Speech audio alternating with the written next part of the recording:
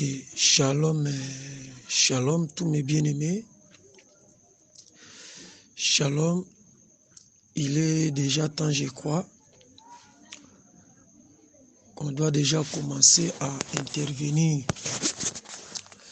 C'est bien votre frère, le docteur Noël Belala, de l'Assemblée des Saints de Bibois. Je dis merci à tous ceux qui sont présents et à tous ceux qui suivront ces messages. Je salue la présence de mes pères qui sont là, la présence des aînés, des collègues, ainsi de suite. En principe, on devait commencer à 20h30, à 20h juste plutôt. Mais si on commence après 30 minutes, puisqu'aujourd'hui c'est les jours du culte, on devait d'abord commencer par le culte et quitter l'église jusqu'à arriver à la maison et un peu une distance. C'est ce qui a causé ce petit retard. De tout notre cœur, nous nous excusons devant tous les saints qui sont là. J'ai béni l'administration en général de nous avoir donné confiance afin de déposer la matière devant les saints. Et surtout que cette confiance a été toujours renouvelée. Vraiment, je dis merci à eux. Je dis aussi merci à vous tous qui me suivez en ce moment. Vous qui avez engagé vos unités, vous qui avez engagé votre temps pour me suivre, moi qui suis le moindre et le plus petit de tous les intervenants. Vraiment, ça va droit au cœur et que Dieu vous bénisse. Si vous allez un peu remarquer un peu de lenteur de notre côté puisqu'on a la grippe, mais comme nous devons soutenir les guerres de l'Éternel, on va tout faire pour le faire. Vraiment que Dieu vous bénisse. Nous sommes là, comme vous le savez, dans le cadre de soutenir les guerres de l'Éternel, au travers de ces groupes nués fracassés qui nous a réunis, nous qui étions ensemble depuis l'éternité. On a été séparés dans les temps au travers du péché d'Adam. On a été réunis à la croix. Et aujourd'hui, ces groupes nués fracassés nous ont encore réunis pour parler des choses de chez nous. Puisque vous le savez que sur la terre, nous sommes passagers. Et ici, nous n'avons pas une cité permanente. Mais en attendant que nous sommes là, nous ne pouvons que parler des choses de chez nous. Puisque nous, on ne parle pas de la politique ni autre chose, si ce n'est que les choses de chez nous. Prions pour la parole. Seigneur notre Dieu, je suis devant une multitude que tu as choisie afin de t'écouter et non m'écouter. Et comme cela est le cas, accepte à ce que toi-même tu parles à ton peuple. Que je sois effacé, Père, que toi tu apparais. Permets à ce que moi je ne dise rien, que toi seul tu dises tout. N'accepte pas que je sois là pour impressionner, mais que je sois là pour préciser. Donne à ton peuple une oreille spirituelle, une oreille qui va t'écouter, te comprendre, et un cœur disposé à pratiquer cette parole. Puisque pratiquer la parole se construit sur les rocs. Que je sois juste ta bouche, que je ne sois qu'un instrument, mais que le parleur ne soit que toi-même. Loin de nous tout esprit maléfique qui sera là pour compromettre cet enseignement. Je détruis tout esprit de dispute qui ne peut être là que pour créer des troubles et non pour rechercher la paix. Sois avec moi et aussi avec ton peuple. Au nom de Jésus, Amen. Comme vous le savez déjà, nous sommes en train de développer ou d'égorger un animal. C'est-à-dire le sujet que nous sommes en train de développer s'intitule Boaz mangea et Bi. J'aurais voulu qu'ensemble nous vérifions l'animal. Je suis dans Ruth, chapitre 3, verset 7. Ruth, chapitre 3, verset 7. Je lis au nom de Jésus. Boaz mangea et Bi, et son cœur était joyeux. Il alla se coucher à l'extrémité d'un tas de gerbes.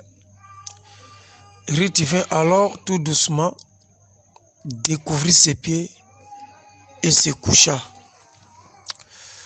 Et Dieu explique sa parole.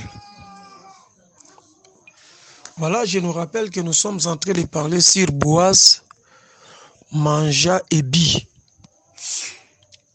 Mais moi, je vais prendre une portion.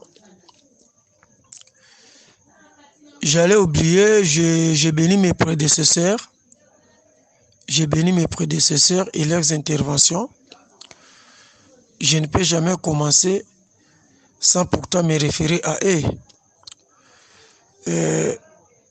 J'ai béni aussi ceux qui viendront intervenir après moi, que l'Éternel soit avec eux. Boaz mangea et Bi. Moi, je vais prendre une portion, puisque vous savez que les écritures, c'est un vêtement multicolore. Et les écritures, à la manière des hommes, moi je dis aussi que ce sont des avenirs. Tu peux passer aujourd'hui, quand demain tu repasses encore, il y a des choses que tu pourras voir aujourd'hui, mais hier, tu ne l'as pas vu. Vous voyez? Et je sais qu'on a déjà brodé cela, mais nous allons parler ou déposer aussi selon nous. Mais quelle est la portion que je vais prendre? Je vais beaucoup toucher les résultats qu'ont apporté les manger et les boire de Boaz.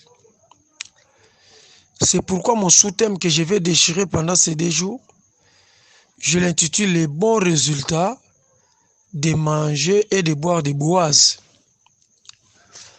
Pourquoi j'ai dit ça? On va remarquer une chose. Quand Boaz mangea et Bi, il y eut les événements qui étaient venus après. Il y eut les choses qui étaient venues après. Ce sont ces choses-là que moi je vais toucher. À savoir, il y en a beaucoup, mais moi je n'ai pris que 3. Parce que vous savez que dans les Écritures, on ne peut pas tout prendre. C'est un champ qui est tellement vaste. Mais je prends seulement ce que je vais broder. Quand Boaz mangea et but, on va remarquer que son cœur était joyeux. Donc, c'est-à-dire, les premiers résultats de manger et de boire de Boaz, c'est que cela réjouit son cœur. Alors, quel est ce cœur-là et quelle est cette joie-là? Je vais revenir. Deuxième événement, quand son cœur était joyeux, Boaz devait aller se coucher. Très important. Troisième élément, c'était d'ailleurs ça la mission de Ruth, le but de sa descente dans le champ.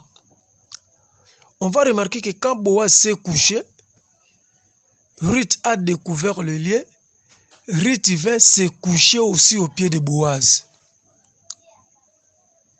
Que Dieu vous bénisse. C'est-à-dire, quand Boaz mange, quand Boaz boit, c'est alors que le cœur de Boaz pourra se réjouir. C'est alors que Boaz pourra dormir. Et enfin, c'est alors que Ruth aussi viendra se coucher. Donc, Boaz ne peut pas se coucher seul.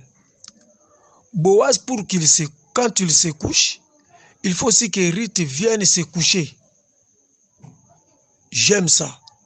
Mais cette pensée, ça sera brodé demain. Je retourne un peu en arrière. Parce que pour bien maîtriser les manger et les boire, comprenez ici, pour bien maîtriser les résultats, il faut aussi que je brode sur les manger et les boire.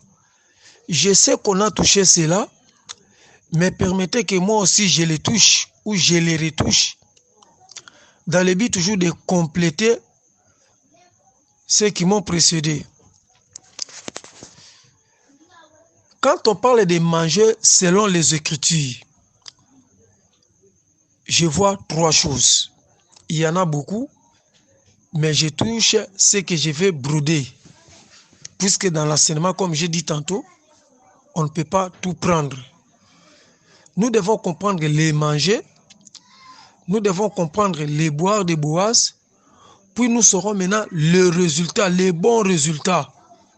Pour aujourd'hui, je toucherai le cœur qui a été joyeux, et demain, je vais toucher Boaz qui devait se coucher, et le coucher de Boaz, et aussi de Ruth.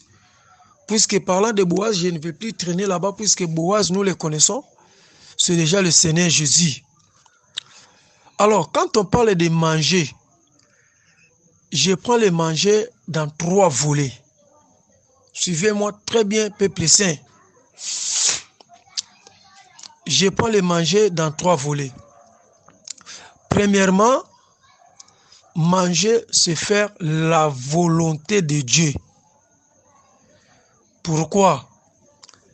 Je crois que le premier orateur avait brodé cela. Christ devant la femme samaritaine, quand ses disciples revenaient d'acheter les vivres, on lui présenta à manger. Qu'est-ce que Christ dira? J'ai déjà mangé. On va lui poser la question, quand est-ce que tu as mangé? Il dira, ma nourriture, c'est de faire la volonté de mon Père. Que Dieu vous bénisse. Donc manger, c'est faire la volonté de Dieu. Manger, je vais ouvrir une parenthèse, bien que je ne touche pas cet aspect-là dans cet enseignement. Manger, c'est aussi utiliser. Il est écrit dans les livres des Hébreux, il est le consommateur de notre foi. Comprenez? En d'autres termes, Dieu utilise notre foi. C'est pourquoi vous aurez remarqué que le Seigneur, quand il voulait guérir, il dira qu'il te soit fait selon ta foi. C'est-à-dire, il devait consommer la foi de la personne, puis il va maintenant agir. Donc, quand quelqu'un n'a pas la foi, il ne nourrit pas Dieu. Quand quelqu'un ne fait pas la volonté de Dieu, il ne nourrit pas Dieu.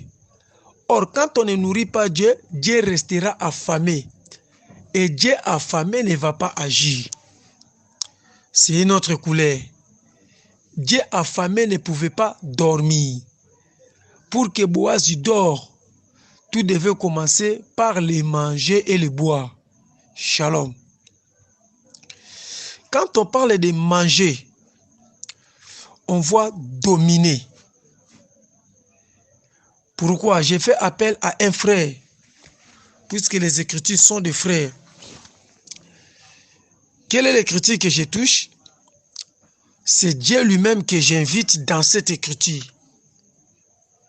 Quand il maudissait le serpent, il dira, tu mangeras la poussière de la terre durant toute ta vie. Et tu marcheras sur ton ventre. Vous comprenez? Or, le manger ici, en d'autres termes, c'est que le diable dominera l'homme de la chair, puisque la poussière, c'est l'homme charnel. La poussière, c'est l'homme sans corps. La poussière, c'est l'homme en dehors du corps. Puisque Adam, c'est déjà un corps. Le serpent ne mangera pas Adam, mais le serpent mangera la poussière. C'est-à-dire, il va dominer les charnels. C'est pourquoi vous aurez remarqué que le diable a une portion d'autorité aussi longtemps que nous vivons encore dans ce corps. Que Dieu vous bénisse. Pour que la poussière ne soit plus mangée, il faut que la pluie tombe et que la poussière soit collée. Et quand ça deviendra un corps, c'est en ce moment-là qu'on est exclu. Or, quand on parle du corps, nous le savons très bien, nous voyons l'ensemble des membres. Or, l'ensemble des membres, c'est l'ensemble des serviteurs. Que l'Éternel vous bénisse. Donc, nous comprenons que manger, c'est faire la volonté de Dieu. Manger, c'est aussi dominer. J'explique d'abord manger. Et quand la Bible parle de manger, vous comprenez? Je vais d'abord frôler une chose. Dans la lettre, puisque la lettre c'est les mensonges, dans la lettre, vous verrez que Boaz mange. Mais dans la réalité, Christ se mange. Suivez-moi très bien. Boaz mangeait la nourriture, mais quant à Christ, Christ devait se manger. Est-ce que vous me comprenez? Pourquoi? En ce jour-là, quand il devait rompre les pains, avant de donner un morceau à ses disciples, lui-même avait d'abord mangé. Or, il disait que ceci est mon corps. C'est-à-dire, avant de donner son corps aux autres, lui-même devait d'abord se donner. Que la paix du Seigneur soit avec vous. Et en d'autres termes, quand il mange, c'est-à-dire quand il va dominer son propre corps, c'est en ces moments-là qu'on pourra parler de Christ qui domine, puisque manger c'est dominer. Et quand on parle du corps, Christ a dit ceci, manger ceci, c'est mon corps. Gloire au Seigneur. Après, il a brisé les pains. Quand il brise les pains qui étaient ensemble, les pains devaient devenir maintenant les morceaux. Or, par là des morceaux, hormis la mort, puisque briser c'est la mort, hormis cela, par là des morceaux, nous voyons si Christ s'est subdivisé. Les docteurs, c'est un morceau. L'apôtre, c'est un morceau. Les prophètes, c'est un morceau. L'évangéliste, c'est un morceau. Celui qui a les dons de guérison, c'est un morceau. Les pasteurs, c'est un morceau. Bref, tous les membres sont des morceaux. Donc, quand il a brisé ça, c'est pour que les morceaux soient dispersés. Que la paix du Seigneur soit avec vous. Mais il devait d'abord se dominer avant de dominer. Maintenant, quand tu lui manges son corps, en d'autres termes, il devait dominer son corps. Il devait dominer son corps. C'est pourquoi vous aurez remarqué que devant la mort de la croix, quand le corps pouvait s'affaiblir, Christ dira que la volonté de Dieu soit faite. Pourquoi? En d'autres termes, il a dominé son corps. Le corps qui pouvait résister à la mort, mais lui l'a dominé. Parce que manger, c'est dominer. Gloire au Seigneur. Manger, c'est aussi agréer. Vous comprenez? Manger, c'est aussi agréer. J'invite les frères Pierre. Vous allez remarquer quand tu descendais chez Corneille, ou avant de descendre chez Corneille, la Bible dit que dans les songes, on lui dit tue et mange. Nous connaissons cela. Et comme cela était impur, nous connaissons tous la réaction des frères Paul, des frères Pierre plutôt. Mais arrivé chez Corneille, il avait compris que non, Dieu ne fait exception des personnes. En d'autres termes, Dieu avait agréé même les païens. Que Dieu vous bénisse. Donc quand le frère Pierre devait manger dans les songes, dans les visibles, dans la réalité, c'était le langage de lui dire que j'ai accepté un peuple impie. Donc manger, c'est agréer. Que Dieu vous bénisse. Manger, c'est agréer. C'est-à-dire, quand il mange, il accepte son corps qui s'était séparé. Puisque agréer, accepter, c'est récupérer le corps qui était séparé de la tête depuis le jardin d'Éden. Je vous dis que le corps, c'est Adam, la tête, c'est Dieu. Puisque quand Dieu crée Adam, en d'autres termes, Dieu se donne un corps. Et Dieu comme esprit, lui reste comme une tête. Que Dieu vous bénisse. Et bien qu'Adam soit un corps et que Dieu soit une tête, il y avait néanmoins une intimité. Mais après le péché d'Adam, il y a eu séparation de la tête d'avec son corps. Maintenant, quand il vient, il est écrit, tu n'as agréé ni un sacrifice, ni autre, mais tu m'as formé un corps. Donc, le corps agréé, c'est le corps de Jésus. Or, ce corps-là de Jésus devait être agréé par les manger. Que Dieu vous bénisse. Vous allez remarquer cela. C'est pourquoi vous aurez remarqué une chose. Quand Christ devait célébrer la Sainte Seine, vous allez remarquer que le pain était à part. Lui aussi était à part. Mais la Bible dit, il prit le pain, après avoir rendu grâce, il les rompit. Après, on a mangé cela.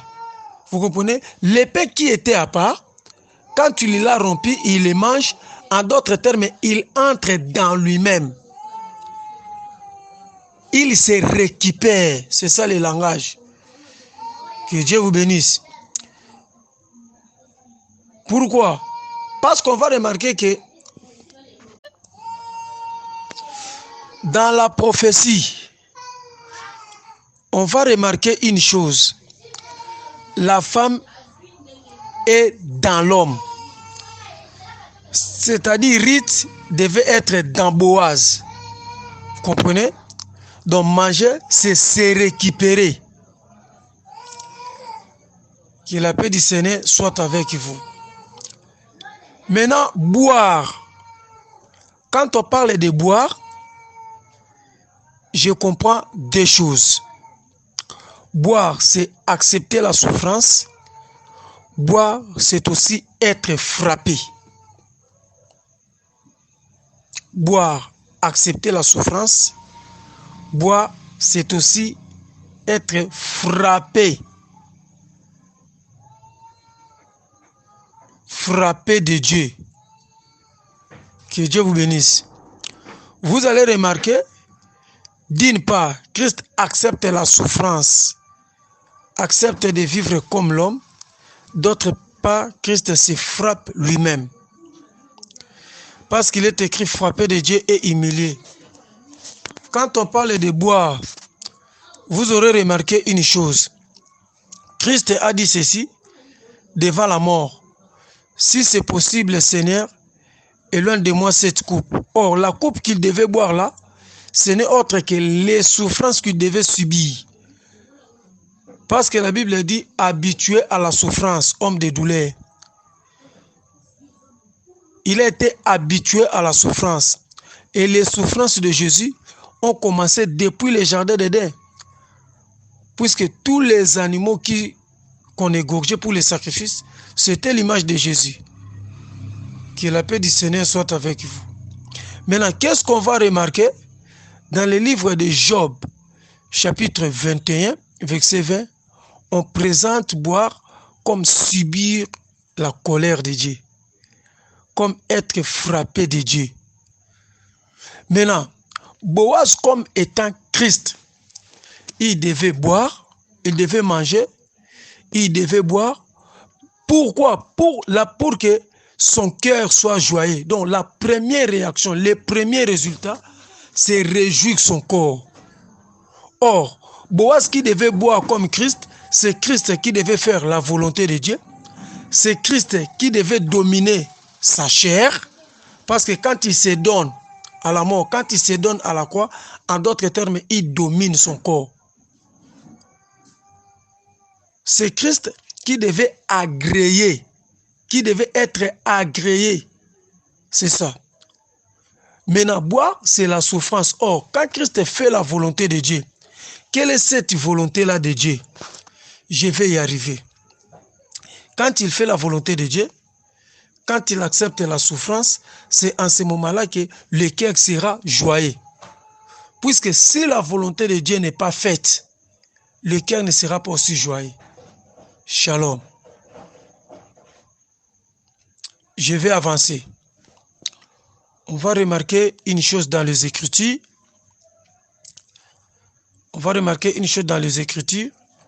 Par rapport au cœur. On dit que Boaz mangea et but et son cœur était joyeux. Le cœur qui devient joyeux, c'est Dieu lui-même. Puisque c'est Dieu qui est le cœur du corps. J'aurais voulu qu'on lise Proverbe chapitre 4, verset 23. Proverbe chapitre 4, verset 23. Qu'est-ce que la Bible dit?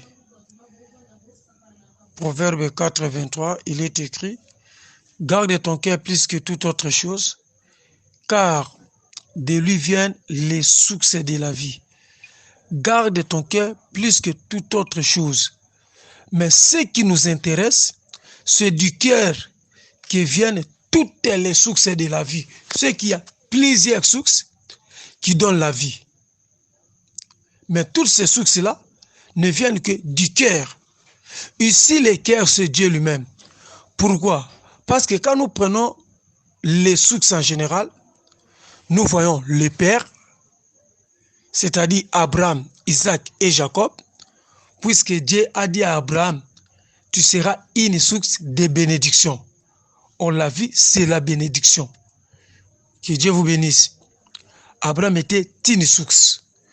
On verra qu'Isaac était une source.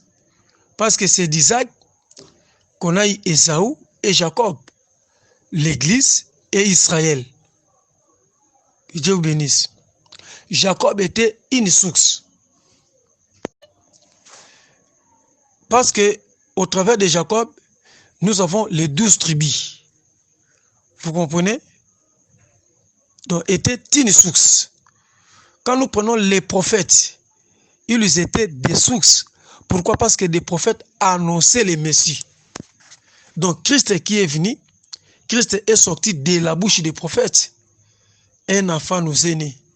Un fils nous est donné. C'était une source des eaux. Et aujourd'hui, les ministres de la parole sont aussi des sources.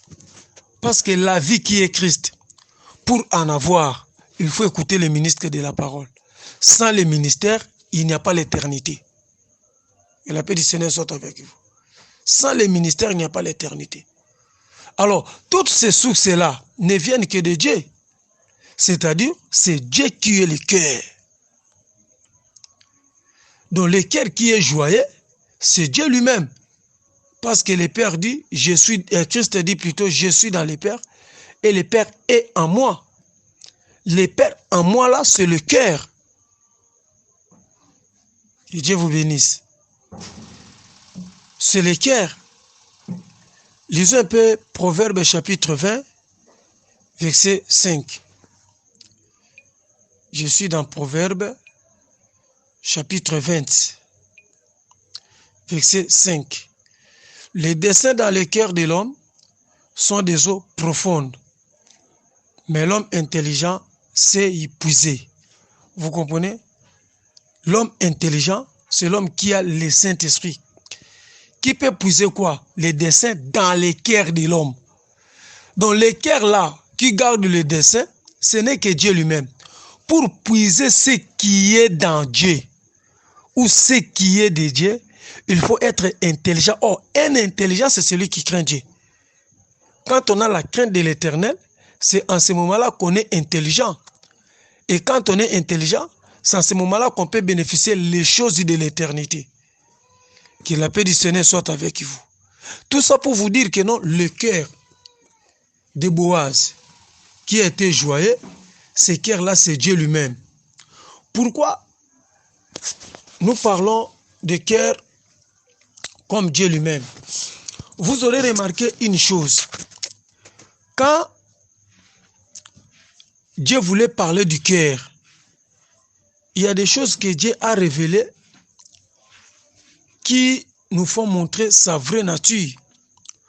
Puisque le cœur, c'est d'abord l'homme dans son vrai sens.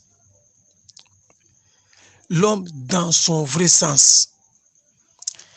Il est écrit dans Matthieu 12, 24, « Ce peuple s'approche de moi, des lèvres, mais son cœur est loin de moi. » Vous comprenez?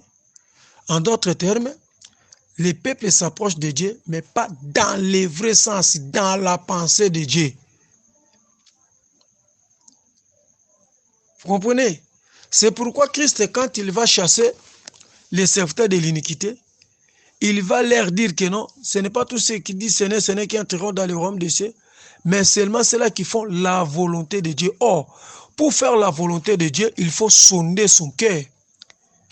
Et il faut devenir aussi le cœur de Dieu.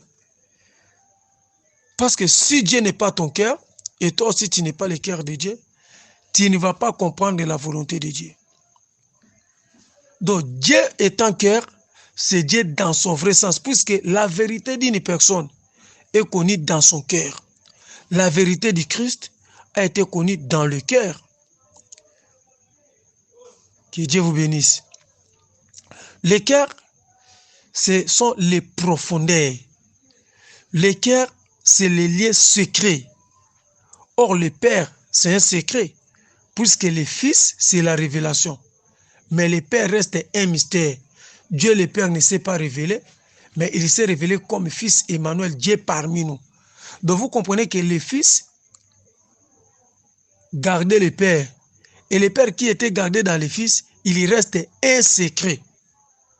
Puisque le secret de Dieu, c'est Christ lui-même.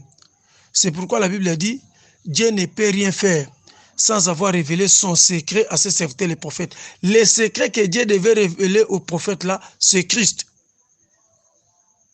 J'invite Moïse. Quand l'Écriture dit, parmi tes frères, Dieu suscitera un prophète comme moi. Vous comprenez? Donc, ce que Dieu fera, cela était un secret, mais Dieu l'a révélé déjà à Moïse. Dieu l'a révélé déjà à Moïse. Alors, quel est maintenant Dieu étant le cœur qui devait être joyeux, puisque quand Boaz mange, quand Boaz boit, c'est en ce moment-là que le cœur va se réjouir. C'est pourquoi vous aurez remarqué une chose. C'est lui, la nourriture qui a réjoui le cœur, c'est Christ lui-même. Quand il est venu, il a brisé le pain. Il a dit, mangez-en, c'est mon corps. Après avoir mangé cela, c'est ce qui avait fait la joie de Dieu. Quelle était la joie de Dieu? La joie de Dieu, je vais prendre deux exemples. Je prends le premier exemple, je suis en Éden. Le deuxième exemple, je vais prendre David. Quelle était la volonté de Dieu? La volonté de Dieu, c'était de lui retourner l'homme qui était perdu. Vous comprenez? De lui retourner l'une de ses parties qui a été perdue depuis l'Éden. C'était ça la volonté de Dieu. La seule chose qui peut réjouir Dieu aujourd'hui, c'est quand l'enseignement, quand l'Église retourne les hommes perdus à leur Dieu. C'est ça réjouir le cœur. Aussi longtemps que les messages d'un homme de Dieu impressionnent, épatent, fait tout, mais dans ça on ne trouve pas que l'homme doit retourner à son Dieu, Dieu ne sera pas joyeux. Puisque la joie de Dieu, c'est quand un pécheur revient à lui. C'est pourquoi je vous ai dit que Ruth, quand Ruth allait auprès de Boaz, En d'autres termes, Ruth est retournée à Boaz, puisque la femme, c'est une côte de l'homme. Que Dieu vous bénisse. Alors Ruth devait retourner. Qu'est-ce que vous aurez maintenant remarqué? Je suis en Éden pour dire que Dieu était venu récupérer. Quand l'homme a péché, la Bible n'a pas dit que l'homme s'était caché dans les champs. Plus tard, on pourra revenir sur ça. Je vais fixer des choses puisque ce n'est pas notre enseignement. La Bible n'a pas dit ça. Mais la Bible dit que Adam s'était caché derrière les arbres et non derrière les champs. Nous savons que derrière chaque pensée de l'Écriture, il y a un mystère. Il y a un mystère. Mais qu'est-ce que vous aurez encore remarqué? L'homme qui devait être retourné à Dieu, il devait d'abord être récupéré et on devait travailler pour lui donner une autre nature. Mais cela devait se faire après les manger, puisque ce que Dieu avait fait en Éden, son accomplissement a eu lieu quand Christ était venu, quand Christ était mort sur la croix, c'était ça son accomplissement. Adam écouta la voix de l'Éternel qui parcourait les jardins. La voix n'avait pas justifié l'homme. Suivez-moi très bien.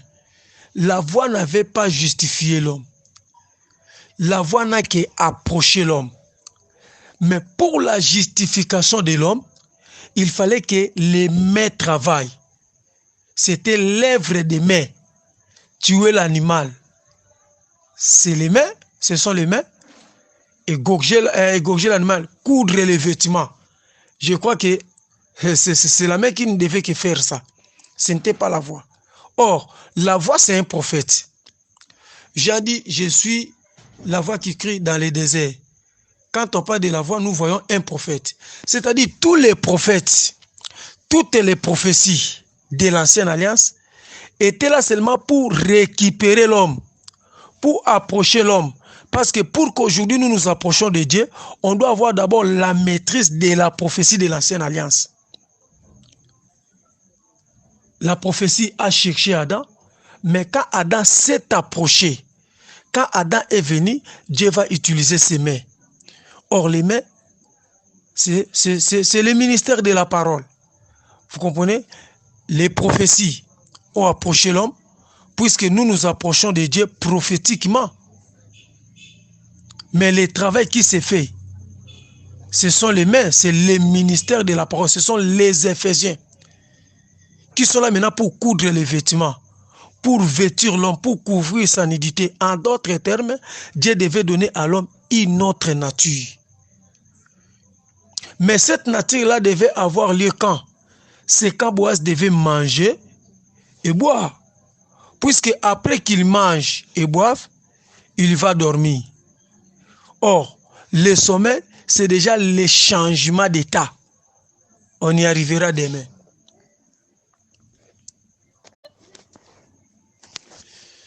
Et je prends aussi l'exemple de David, puisque je suis à la recherche de manger comme la volonté de Dieu. C'est-à-dire, qu'est-ce qui devait faire la volonté de Dieu? Quelle était cette volonté-là de Dieu? Puisque nous disons que manger, c'est faire la volonté de Dieu, mais quelle était cette volonté-là de Dieu qui devait réjouir le Père? La volonté de Dieu qui devait réjouir le Père, c'est que Christ, en se donnant comme sacrifice, la volonté de Dieu qu'il avait fait, c'était de retourner l'homme perdu, de réconcilier Adam avec son Dieu, de relier le corps avec la tête, puisqu'il était venu comme le cou. Quand il a relié le corps, c'est en ce moment-là que Dieu sera dans la joie. C'est pourquoi la Bible dit, il est assis à la droite du Père. Être assis à la droite du Père, en d'autres termes, être honoré. Puisque la droite, c'est l'honneur. La droite, c'est la justification. La droite, c'est la récompense.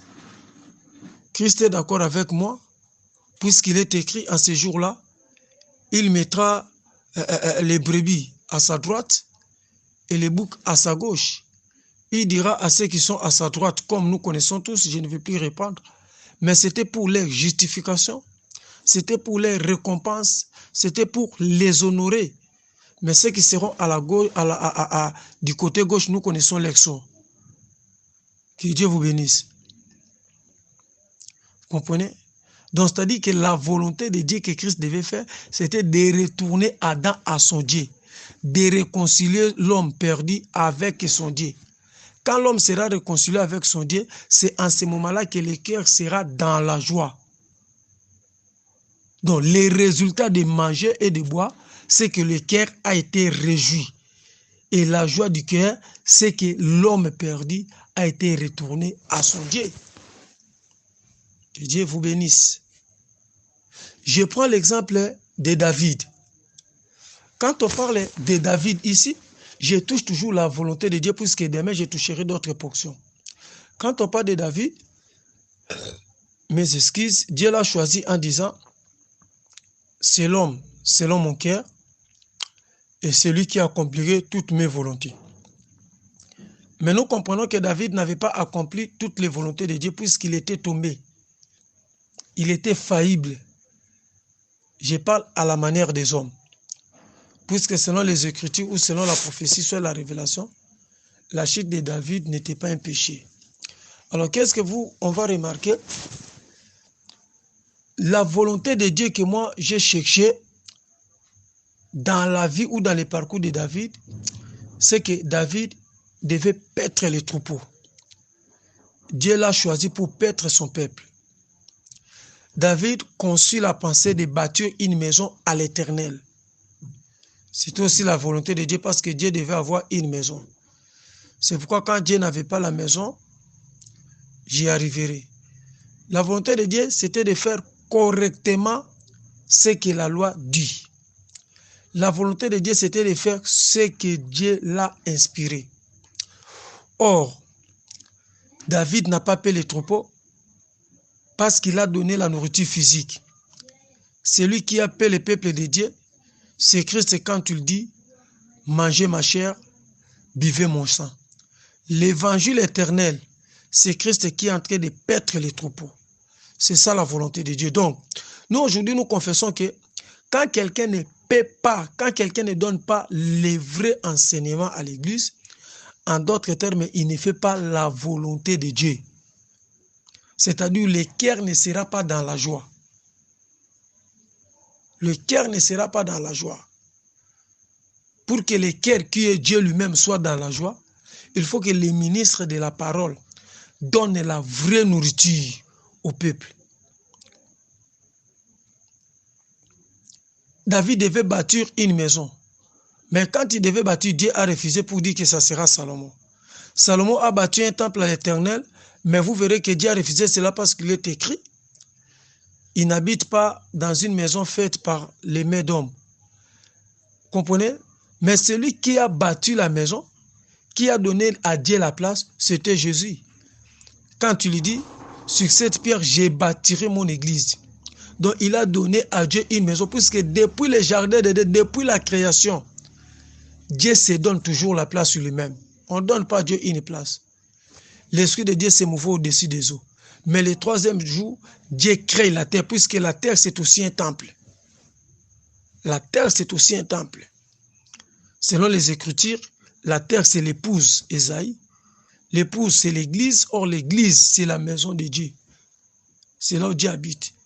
Dieu s'est donné une maison. Dieu s'est fait une maison. Et le sixième jour, Dieu va encore créer Adam, l'homme, à son image. Quand il souffle, c'est-à-dire Dieu prend une place.